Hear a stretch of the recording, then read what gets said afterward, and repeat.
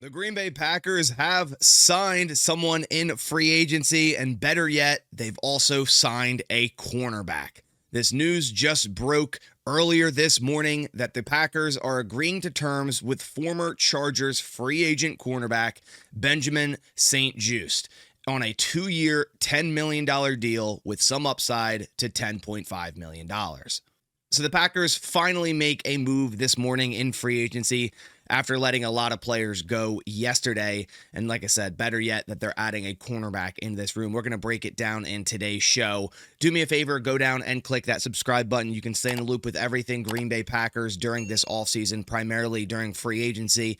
We post videos breaking down everything that happens during free agency. So if that does interest you, again, I'd highly suggest going down and clicking subscribe. So let's dive right into it and a bit about Benjamin St-Juste. He's a former third-round draft pick from that 2021 draft to the Washington Commanders, where he spent 4 seasons on until most recently this past season, spending a season with the LA Chargers. We could see here St-Juste, a 28-and-a-half-year-old cornerback, will be 29 by the time the new league year starts, which kind of lines up with his 2-year deal, and will be the tallest and most rangy corner on the Green Bay Packers roster overall at 6'3", 200 pounds. And if we go ahead and look at his RAS score coming out of Minnesota in 2021, we can see St-Juste scored a pretty solid RAS score with agility and size. He had okay speed at 4.55, okay explosion, but where he has elite grades is his size at 6'3", 202, and agility with an insane 4.01 shuttle and 6.63 3-cone, which is very impressive for someone with 6'3", 202 frame to have that great of agility. If we go ahead and take a look at St-Juste's grades over the past 5 seasons, you can see in Washington as a third-round pick, never really caught on. You know, his rookie season played in 300 snaps. Every single year kind of started to get more snaps. 655 snaps in 2022, over 1,000 snaps in 2023, and then kind of down a little bit to 858 in 2024, and never had over a 60 PFF grade. We could see this back in 2024, a 47.7. And I remember this season in 2024 because when he was becoming a free agent originally, I didn't want the Packers to go after him just due to the poor season that he had in Washington. And it just seemed like it wasn't really a scheme fit over there in Washington. But what's very intriguing is when he went to the Chargers this past season, which run a very similar scheme to what Jonathan Gannon's bringing here to Green Bay, you saw him shine. In 378 snaps, so not a full-time starting cornerback, but did play some significant snaps for the Chargers defense, 263 coverage snaps. He graded out very well, I believe as the 11th highest graded cornerback last year among all cornerbacks with a 76.3. Really solid run defense, 67.2. Great tackle grade of 80.7, and a really solid coverage grade of 77.8. You can see here, 27 tackles, only 1 missed. We know that was a problem last year, especially for Carrington Valentine, was missed tackles. It felt like every couple games there's a huge play that happened because Carrington Valentine missed a tackle. So really great to see St-Juste being a really solid tackler over his career. You know, you see in 2022, he did have, 7 missed tackles and almost 15% rate, but it's going down ever since dramatically. We can see it went down slightly in 2023, 8% in 2024, and again, down to 3.2% in 2025 with 10 total stops. Now, if we take a look at his coverage stats, this is where it gets even more impressive from 2025 in a scheme that fits, his talent. He allowed 19 receptions on 40 targets, so a sub 50% completion percentage at 47.5 for 205 yards, 10.8 yards per reception. He allowed 1 touchdown, had 1 interception, and 3 pass breakups, and allowed a quarterback rating of 60.9 overall. You could see all his years at Washington, only once allowed a sub 100 quarterback rating. It simply was not working for what they were trying to get him to do over in Washington. But over his career, he still had 32 pass breakups, with 13 of them coming back in 2023.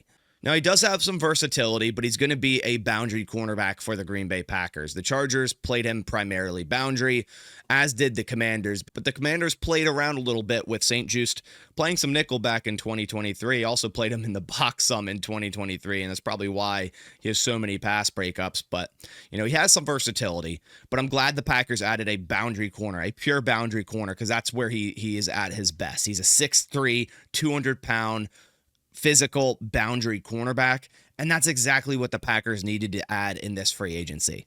Now, this doesn't mean that the cornerback room is all of a sudden fixed. It's a 2-year deal worth $10 million. It's a very low-risk deal at $5 million average per year. Likely not that many guarantees, and it is probably more so a 1-year deal with a team option to possibly turn that into a 2-year deal if they like what they see here in 2026. So it's a low-risk, high-reward signing that gives the Packers very much needed depth at boundary corner, because really it was just Keyshawn Nixon, Carrington Valentine. I saw they re-signed Bo Melton yesterday, who has 0 defensive snaps in the regular season at corner, and the Packers desperately needed more depth, but also competition, and this is exactly what St-Juste brings. He can compete with Valentine and Nixon for a starting gig.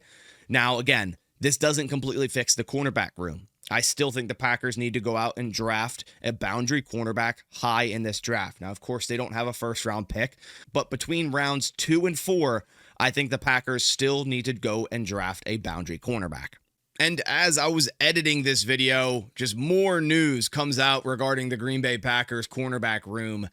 The Packers have decided to cut ties after only 1 season with Nate Hobbs, cutting him with a post-June 1st designation. This is a little bit of a surprise to me. Now, don't get me wrong, the first year of Nate Hobbs in a Green Bay Packers uniform was not a good one.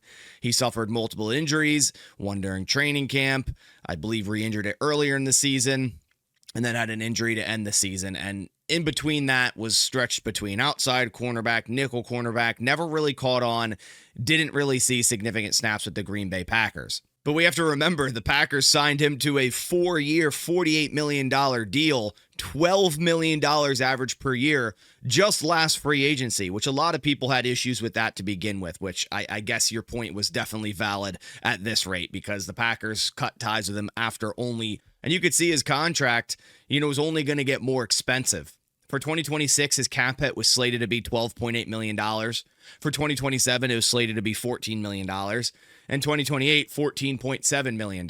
Now, again, the Packers are post-June 1st cutting Nate Hobbs, meaning they will save $8.8 million on the salary cap, but not until June 1st. So this doesn't clear up another $8.8 million for the Green Bay Packers to currently use. This does lower his dead cap for this season down to $4 million, and it basically spread that out over the next season, right?